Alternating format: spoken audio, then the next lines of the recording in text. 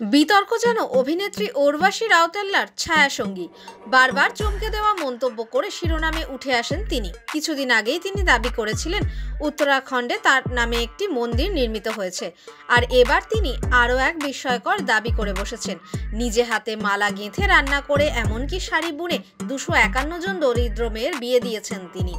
শুধু তাই নয়, তার মতে ওই গণবিবাহ অনুষ্ঠানে নাকি দেশের প্রধানমন্ত্রী, রাষ্ট্রপতিও উপস্থিত ছিলেন। এই বক্তব্য ঘিরে স্বভাবতই নতুন করে বিতর্কের ঝড় উঠেছে নেট দুনিয়ায়।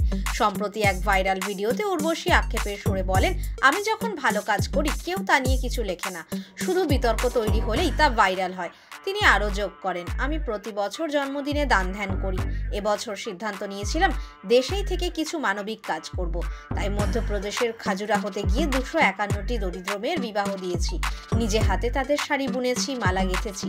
এখানেই থেমে যাননি উর্বশী। তিনি বলেন, আমি নিজে হাতে ভাত, ডাল, সবজি, জিলিপি ও অন্যান্য মিষ্টি রান্না করেছিলাম। তারপর সেই খাবার নিজে হাতে পরিবেশনও করেছি সবার কাছে। অভিনেত্রীর দাবি, গোটা আয়োজনটাই তিনি নিজের উদ্যোগে করেছিলেন এবং বিশেষ দিনে দেশের প্রধানমন্ত্রী ও রাষ্ট্রপতির মতো উচ্চপদস্থ ব্যক্তিরাও অনুষ্ঠানে উপস্থিত ছিলেন। তবে উর্বশীর এই বর্ণনা ঘিরে নেটিজেনদের মধ্যে দেখা গিয়েছে মিশ্র প্রতিক্রিয়া।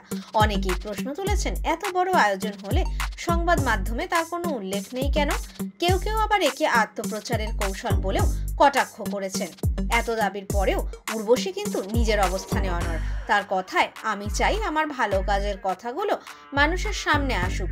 বিতর্ক তো চলবেই, কিন্তু তাতে আমি থামবো না।